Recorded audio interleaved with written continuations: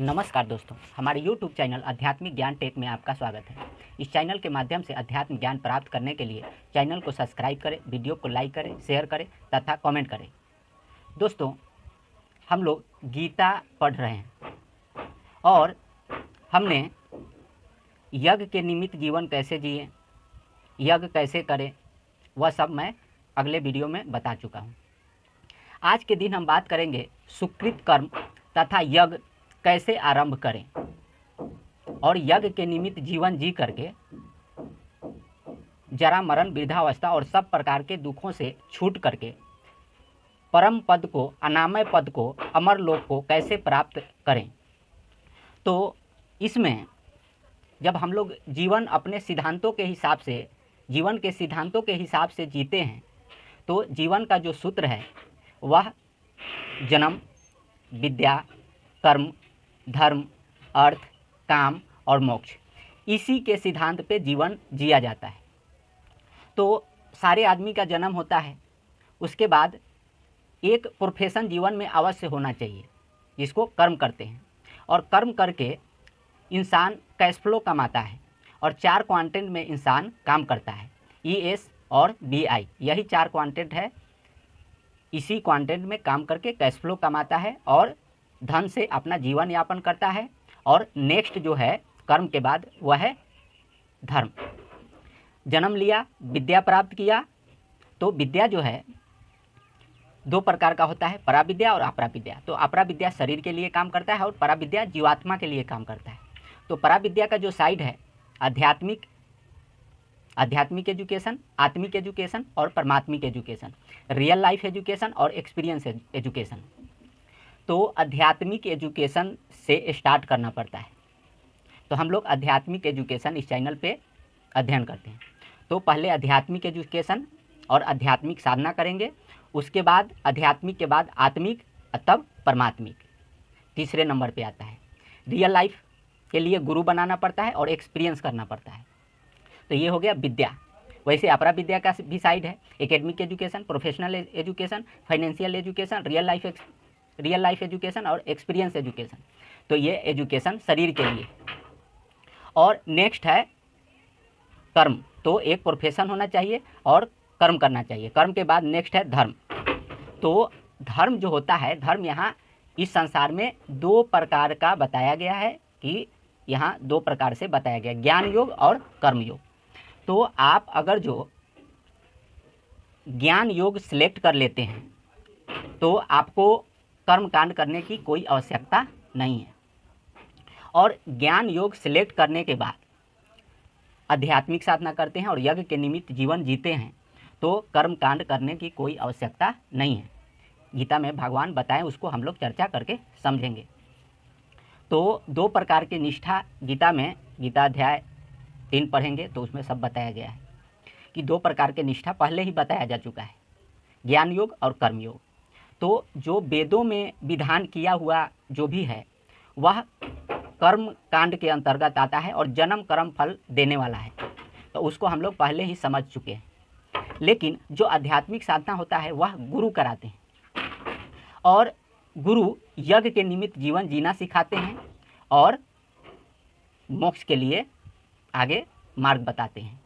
तो जो गुरु होता है वह मार्गदर्शक होता है, मार्ग दिखाता है, और जो शिष्य होता है अनुसरण करके आगे अपना जीवन सफल बनाता है।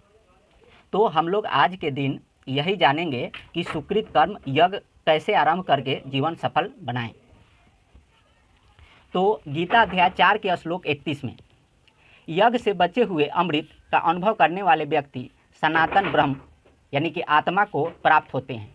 यज्ञ न करने वाले मनुष्य के लिए यह मनुष्य लोक भी सुखदायक नहीं है, फिर परलोक कैसे सुखदायक हो सकता है। फिर गीता अध्याय 3 के श्लोक 12 में बताया गया है कि यज्ञ के द्वारा बढ़ाए हुए देवता तुम लोगों को बिना मांगे ही इच्छित भोग निश्चय ही देते रहेंगे। इस प्रकार उन देवताओं के द्वारा दिए हुए भोगों को जो पुरुष इनको बिना दिए स्वयं भोगता है वह चोर ही है। तो यज्ञ के निमित्त जीवन जीने के लिए जो है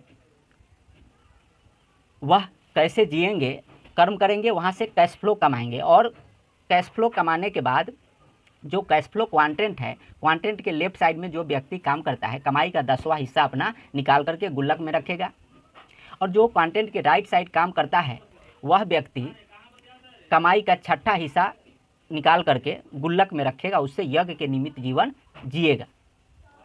तो यज्ञ वहीं से यानी कि जो धन कमाते हैं उसी से धर्म होता है।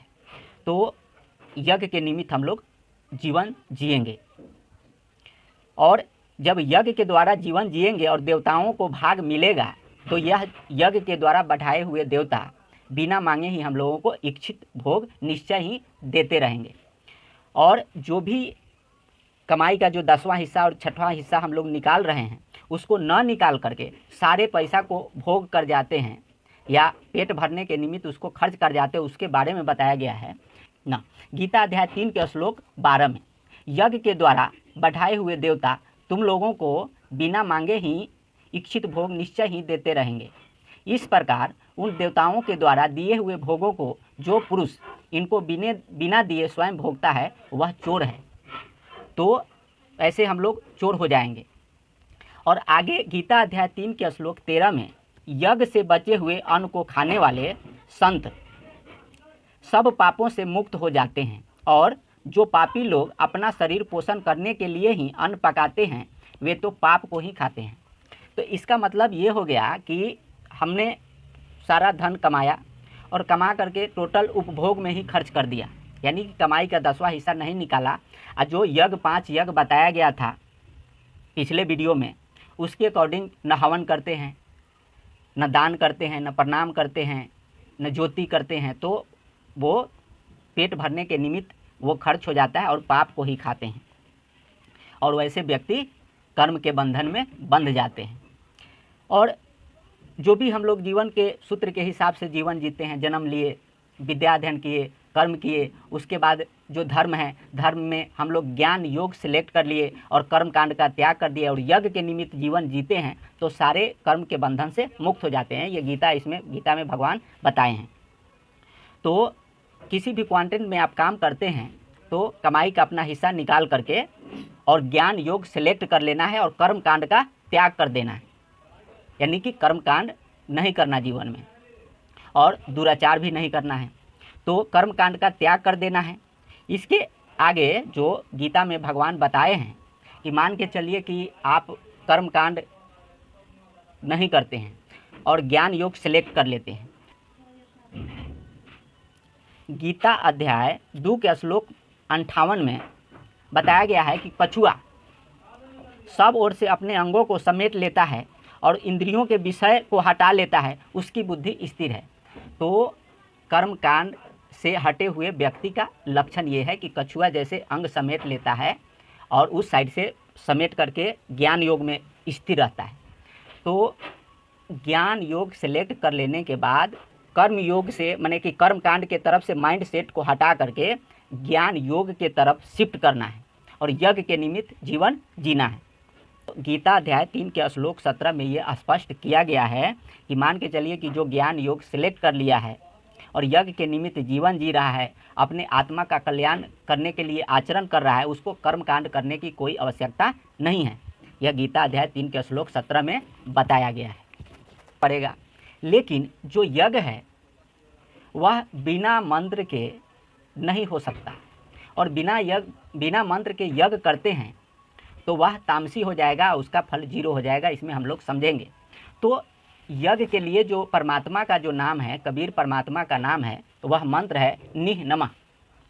तो इसी नाम में सारे यज्ञ और सुकृत कर्म को समर्पित किया जाता है।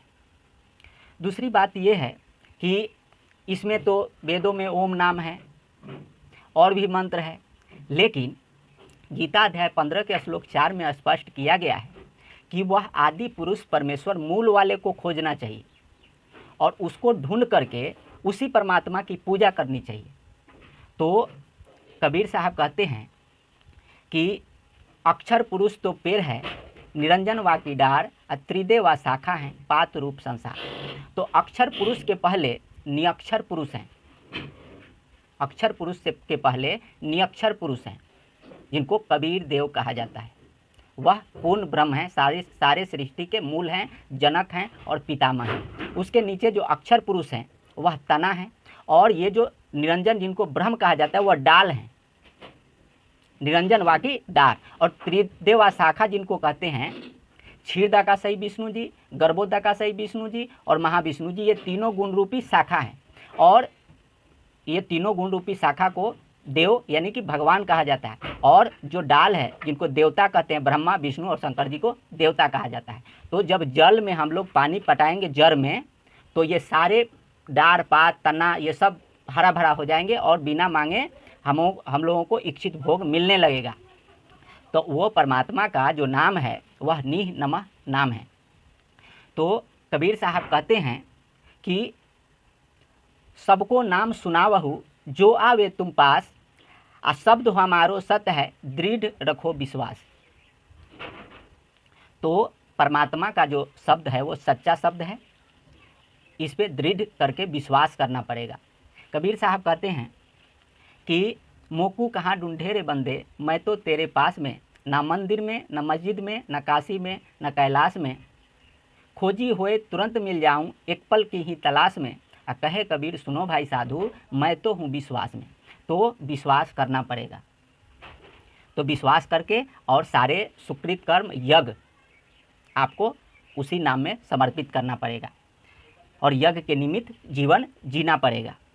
तो सबको नाम सुनावो जो आवे तुम पास, आ शब्द हमारो सत्य है दृढ़ रखो विश्वास। तो वह परमात्मा का जो नाम है वह नाम है नीह नमः। तो यह शब्द पे दृढ़ विश्वास रखना है। इसके आगे अब हम लोग आगे समझते हैं। तो यज्ञ संपन्न कैसे होगा, तो गीता अध्याय 17 के श्लोक 26 में सत्य इस प्रकार, ये परमात्मा का जो नीह नमः नाम है, सत्य इस प्रकार यह परमात्मा का नाम सत्य भाव में और श्रेष्ठ भाव में प्रयोग किया जाता है, तथा हे पार्थ उत्तम कर्म यानी सुकृत कर्म में सत्य शब्द का प्रयोग किया जाता है। सत्य शब्द कहिए, यह उत्तम कर्म में सुकृत कर्म, जैसे हम लोग यज्ञ के निमित्त जीवन जिएंगे, और जो पिछले वीडियो में हम बताएं कि 5 यज्ञ में ये नाम के द्वारा, तो ये सत्य शब्द प्रयोग उसी में किया जाता है। आगे फिर चलते हैं। गीता अध्याय 17 के श्लोक 27 में बताया गया है कि यज्ञ तप और दान में जो स्थिति है वह भी सत्य इस प्रकार कही जाती है, उस परमात्मा के लिए, यानी कि कौन परमात्मा, कबीर देव के लिए किया हुआ कर्म यानी सुकृत कर्म निश्चय पूर्वक सत्य ऐसे कहा जाता है। फिर गीता अध्याय 17 के श्लोक 28 में बिना मंत्र के, बिना श्रद्धा के किया हुआ हवन, दिया हुआ दान, तपा हुआ तप या जो कुछ भी सुकृत कर्म है, कुछ भी किया हुआ शुभ कर्म सुकृत कर्म है, वह समस्त असत्य इस प्रकार कहा जाता है, इसलिए वह न तो इस लोक में लाभदायक है और न मरने के बाद परलोक में ही लाभदायक है। तो बिना मंत्र के किया गया जो भी आपका सुकृत यज्ञ हवन दान धर्म जो भी है, वो मंत्र प्रयोग नहीं करते हैं तो निष्फल हो जाता है, और इस लोक में भी लाभदायक नहीं है और मरने के बाद परलोक में भी लाभ नहीं देता है। तो कहने का मतलब ये है कि आप चाहे 5 क्विंटल घी का हवन कर लीजिए, लेकिन बिना मंत्र के ज्योति करते हैं तो वह सब निष्फल हो जाता है। जैसे हवन करते हैं और उसमें घी डालते हैं तो अंदर से मंत्र उच्चारित, अंदर मन में मंत्र को उच्चारित करना है, तब घी पर घी डालना है ये ज्योति में, और ज्योति जलाते समय भी मंत्र उच्चारित करना है। जैसे जब भी यज्ञ हवन दान प्रणाम करते हैं तो परमात्मा का नाम नीह नमः कम से कम 5 बार और नहीं तो 1 बार अवश्य ही उच्चारित करके आरंभ करें। और कबीर साहब कहते हैं कि हमारे शरण में जो कोई भी आना चाहता है वह आ सकता है। उसके लिए परमात्मा कहते हैं, परमात्मा के शरण में जो आना चाहता है उसके लिए दुराचार, अभक्ष सेवन और कर्म कांड का बिल्कुल त्याग कर देना है, और कर्म कांड का त्याग करके आ सकते हैं। उसके लिए कबीर देव कहते हैं कि प्रथम बार जो हंसा आई ताको पान देवो तुम भाई। तो परमात्मा के शरण में जो कोई भी आना चाहता है उसके लिए दुराचार, अभक्ष भक्षण और कर्म कांड का बिल्कुल निषेध त्याग करके, यानी कि कर्म कांड और ये सब त्याग करके ज्ञान योग सिलेक्ट कर लेना है और सिलेक्ट करके परमात्मा के शरण में आ सकते हैं। उसके लिए कबीर साहब कहते हैं कि प्रथम बार जो हंसा आई, पहले पहले आ रहा है, नर्सरी में आ रहा है, आंगनबाड़ी केंद्र में आ रहा है, उसके लिए कहते हैं कि प्रथम बार जो हंसा आई ताको पान देवो तुम भाई। तो उसके लिए बताया गया है क्लियम, ओम, हरियम, श्रियम, सोहम सुरती लगावे, 5 नाम गायत्री गायबी आत्म तत्व जगावे। फिर से एक बार और बता देते हैं कि परमात्मा के शरण में जो कोई भी व्यक्ति आना चाहता है, मनुष्यधारी प्राणी, तो वह दुराचार को त्याग करके, अभक्ष भक्षण का त्याग करके, नशीली पदार्थ का सेवन त्याग करके और कर्म कांड का त्याग करके ज्ञान योग सिलेक्ट कर लेना है। और ज्ञान योग सिलेक्ट करके उसके बाद यज्ञ के निमित्त जीवन जीना है। और यज्ञ के निमित्त जीवन जी करके उसको कबीर साहब कहते हैं कि प्रथम बार जो हंसा आई ताको पान देवो तुम भाई। तो उसको बताया गया है कि क्लियम, ओम, हरियम, श्रियम, सोहम सुरती लगावे, 5 नाम गायत्री गायबी आत्म तत्व जगावे। तो ये 5 नाम नित्य उसको जपना चाहिए गुरु बना करके। तो साहिब कबीर सभी के गुरु, जितने भी ब्रह्मांड में, अनंत कोटि ब्रह्मांड में सभी के एकमात्र पूरा सच्चा सतगुरु कबीर देव हैं और वही सबको नाम उपदेश दिए हैं। तो किसी के पास कुछ नाम गया या भक्ति साधना करके कुछ पद प्राप्त किया हो या कर रहा है या करेगा, तो कबीर साहब सभी के गुरु हैं। तो कबीर साहब के शरण में कोई भी व्यक्ति आ सकता है, क्योंकि इस संसार में कोई भी शरीरधारी प्राणी या जीव जंतु है, सब उन्हीं के बच्चे हैं। तो स्वरूप बिगड़ गया, वो कर्म फल के कारण बिगड़ा हुआ है। लेकिन मनुष्यधारी प्राणी है, वह ज्ञान अध्ययन कर सकता है, भक्ति कर सकता है, परमार्थ कर्म कर सकता है और यज्ञ के निमित्त जीवन जी करके और अपना मोक्ष प्राप्त कर सकता है। तो उसके लिए ये सारे चीज़ है। तो क्या करना है कि अपने घर में कबीर परमात्मा को विराजमान करना है। ये हर एक व्यक्ति के लिए कर्तव्य कर्म है। और देसी घी का ज्योति करना है और दंडवत प्रणाम करना है सुबह शाम। और गुरु बना करके जो सबके गुरु हैं उनकी पूजा करनी चाहिए घर में। तो ये काम कर सकते हैं। फिर इस चैनल पे बने रहिए, चैनल को सब्सक्राइब कर लीजिए, वीडियो को लाइक करिए, शेयर करिए, कमेंट करिए और आप इस चैनल पे बन जाइए। फिर आगे परमात्मा का ज्ञान इस पे आपको जैसे जैसे आगे बढ़ेंगे इस पे अपलोड किया जाएगा और आप ज्ञान्वित हो सकते हैं और अपना जीवन का कल्याण परमात्मा कर देंगे। तो आगे हम लोग इसमें गीता अध्याय 3 पढ़ रहे थे। तो गीता में अर्जुन कहता है कि हे कृष्ण, फिर यह मनुष्य स्वयं न चाहता हुआ भी बलात् लगाए हुए की भांति किससे प्रेरित होकर पाप का आचरण करता है। तो ये पाप का आचरण किससे होता है? तो भगवान कहते हैं कि रजोगुण से उत्पन्न हुआ यह काम क्रोध है, यह बहुत खाने वाला, भोगों से कभी न आघाने वाला बड़ा पापी है। इसको तू इस विषय में बैरी जान। यानी कि ज्ञान योग सिलेक्ट करने में और यज्ञ के निमित्त जीवन जीने में ये सबसे बड़ा बैरी है तो रजोगुण है। और रजोगुणी जो भी व्यक्ति जो धारण किए हैं, देखिए इस संसार में 3 प्रकार से कर्म हैं। एक तो सकाम कर्म हो गया, जनरल कर्म है, वो उसके बारे में हम चर्चा कर लिए। अब ये दूसरा रजोगुणी हो गया, ये मध्यम, इसको आगे अकर्म कहा गया है। तो जो अकर्म है वो किसी काम के लायक नहीं, इस लोक में लाभ भी नहीं देता है, परलोक में भी उसका कोई लाभ नहीं। और जो विकर्म है उसके द्वारा आदमी अपना कल्याण कर सकता है। तो ये रजोगुण, जैसे सतोगुण जो क्षीरदकाशयी विष्णु जी हैं, तो वो 2 भुजा के भगवान हैं। तो वो भगवान है, उसके नीचे गर्भोदकाशयी विष्णु जी, इसमें यहाँ रजोगुण है। और नीचे तमोगुण है, महाविष्णु जी तमोगुण है। और 3 गुण के द्वारा त्रिविध अहंकार की उत्पत्ति हुई। अध्याय 3 के श्लोक 42 में इंद्रियों को स्थूल शरीर से पर यानी श्रेष्ठ, बलवान और सूक्ष्म कहते हैं। इन इंद्रियों से पर मन है और मन से पर बुद्धि है, और जो बुद्धि से भी अत्यंत पर है वह है आत्मा। गीता अध्याय 3 के श्लोक 43 में इस प्रकार बुद्धि से पर सूक्ष्म, बलवान और अत्यंत श्रेष्ठ आत्मा को जानकर और बुद्धि के द्वारा मन को वश में करके, हे महाबाहों, इस कामरूप दुर्जय शत्रु को मार डाल। तो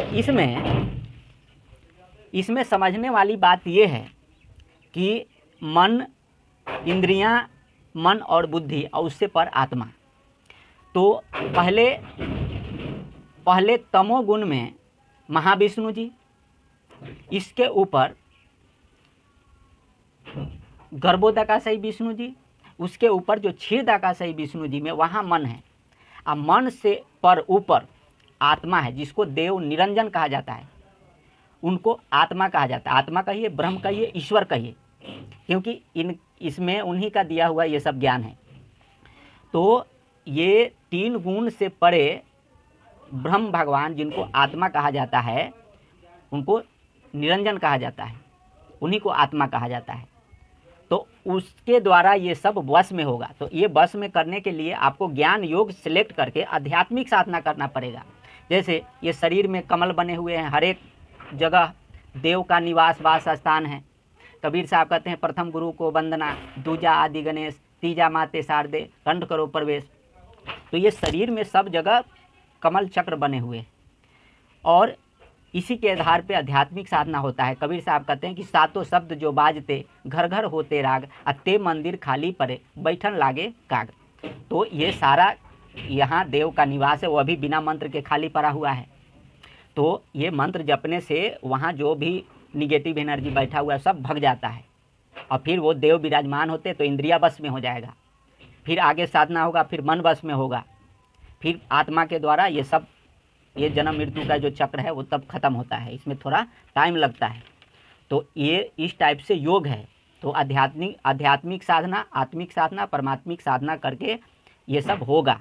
इसके बारे में अगले वीडियो में आगे चल के बताया जाएगा। तो ये भगवान कहते हैं गीता अध्याय 4 में, मैंने इस अविनाशी योग को सूर्य से कहा था। सूर्य ने अपने पुत्र वैवस्वत मनु से कहा, और मनु ने राजा इक्ष्वाकु से कहा।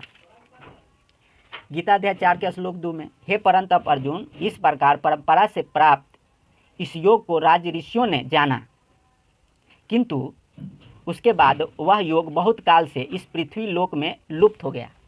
तू मेरा भक्त और प्रिय शाखा है, इसलिए वही यह पुरातन योग आज मैंने तुझको कहा है, क्योंकि यह बड़ा ही उत्तम रहस्य अर्थात गुप्त रखने योग विषय है। तो ये जो ब्रह्म भगवान है, जैसे हम लोगों को गुरु का डेजिनेशन समझना पड़ेगा। गुरु, सदगुरु, जगत गुरु, पूरा सच्चा सतगुरु। जो पूरा सच्चा सतगुरु हैं वो कबीर देव हैं, जिनकी पूजा करनी चाहिए।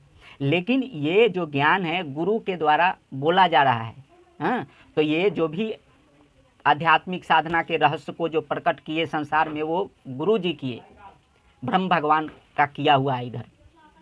लेकिन इसमें तो दिया हुआ है नहीं, वो तो गुप्त ज्ञान पीढ़ी दर पीढ़ी भाई चलते आता है, परंपरा से प्रचलित चल के आता है। तो ऐसे चल के आता है, इसमें केवल इशारा भर है। तो वो गुरु को पुरुष, कबीर साहब कहते हैं, गुरु को पुरुष ब्रह्म कर जाने और भाव कबू नहीं आने, जिन बातन से गुरु दुख पावे, तीन बातों को दूर भगावे, अष्ट अंग से दंडवत प्रणामा, संध्या प्रातः करे निष्कामा। तो गुरु को कीजिए दंडवत, कोटि कोटि प्रणाम, कीट न जाने भृंग को गुरु कर ले आप समान। तो जो गुरु होते हैं वास्तव में इस संसार में ब्रह्म होते हैं, लेकिन अज्ञानता के कारण लोग बाग नहीं समझ पाते, और उनको साधारण, क्योंकि इसमें बताया गया है, उनको साधारण मनुष्य समझ करके और जन्मने मरने वाला समझते हैं, उनको जेल में डाल देते हैं, उनके ऊपर तोप गोली बारूद चलाते हैं और अपना कर्म खराब कर लेते हैं। तो इस टाइप से नहीं करना चाहिए। किसी संत गुरु व्यक्ति किसी की भी निंदा नहीं करनी चाहिए। जितना भी संत गुरु है उसमें सब में परमात्मा जानना चाहिए, सीधी बात। तो ये ब्रह्म भगवान अब बोलते हैं इसमें, अर्जुन फिर यहाँ क्वेश्चन किया। फिर भगवान बोले गीता अध्याय 4 के श्लोक 5 में, हे परंतप अर्जुन, मेरे और तेरे बहुत से जन्म हो चुके हैं, उन सब को तू नहीं जानता किंतु मैं जानता हूँ। मैं अजन्मा अविनाशी रूप होते हुए भी तथा समस्त प्राणियों का ईश्वर, ईश्वर कहिए, ब्रह्म कहिए, आत्मा कहिए, बात बराबर है। ब्रह्म दो प्रकार के, सगुण ब्रह्म और निर्गुण ब्रह्म। तो सगुण ब्रह्म जिसको महेश्वर ईश ओम कहा जाता है और निर्गुण ब्रह्म को देव निरंजन कहा जाता है। तो यहाँ ईश्वर शब्द है तो यहाँ देव निरंजन से बोध है, समझना पड़ेगा। तो ईश्वर होते हुए भी अपनी प्रकृति को अधीन करके अपनी योग माया से प्रकट होता हूँ। तो जो ब्रह्म भगवान हैं योग माया से कभी भी प्रकट हो सकते हैं, क्योंकि जो देव निरंजन है वह स्वयंभू हैं, स्वयंभू स्वयं प्रकट होने वाले, वो प्रकट हो सकते हैं। तो देव निरंजन ब्रह्म भगवान कभी भी प्रकट हो सकते हैं और ज़रूरी पड़ा तो प्रकट होकर के सारे काम करते भी हैं। जैसे एक वो कहानी है कि गजग्राह जब युद्ध कर रहा था तो वो प्रकट होकर के और चक्र सुदर्शन के द्वारा ग्राह का गर्दन काट दिए थे और गज को बचा लिए थे। तो इस टाइप से प्रकट हो जाते हैं। तो भगवान फिर यहाँ गीता अध्याय 4 के श्लोक 7 में यदा यदा ही धर्मस्य ग्लानिर्भवति भारत अभ्युत्थानम धर्मस्य तदात्मानं सृजाम्यहम्, यानी कि जब जब धर्म की हानि और अधर्म की वृद्धि होती है तब तब ही मैं अपने रूप को रचता हूँ, अर्थात साकार रूप से लोगों के सम्मुख प्रकट होता हूँ। गीता अध्याय 4 के श्लोक 8 में परित्राणाय साधूनाम विनश्चाय चतुष्कृताम धर्म संस्थापनार्थाय संभवामि युगे युगे। तो भगवान के आने का क्या काम है और क्यों आते हैं इसमें दिया गया है। साधु पुरुषों का उद्धार करने के लिए, साधु पुरुष जो यज्ञ के निमित्त जीवन जी रहा है और सुकृत कर्म का आचरण कर रहा है उसका उद्धार करने के लिए, पाप कर्म करने वाले का विनाश करने के लिए और धर्म की अच्छी तरह से स्थापना करने के लिए मैं युग युग में प्रकट हुआ करता हूँ। तो भगवान हर एक युग में आते हैं और वो परमात्मा भी हर एक युग में आते हैं। तो कबीर साहब हर एक युग में इस संसार में आए हैं। सतयुग में सतसुकृत कह टेरा, त्रेता नाम मुनिंदर मेरा, द्वापर में करुणामय कहाए, कलयुग नाम कबीर धराए। तो वो परमात्मा कलयुग में कबीर साहब के नाम से पूजा करना चाहिए, चौका पे बैठा करके। तो हम लोग आज गीता अध्याय 4 में प्रवेश कर गए और समझ लिए। तो अब आगे यज्ञ के निमित्त जीवन जी करके और भक्ति करके यज्ञ के निमित्त जीवन जी करके हम लोग मोक्ष प्राप्त कर सकते हैं। और अगले वीडियो में मिलते हैं, तब तक के लिए नमस्कार।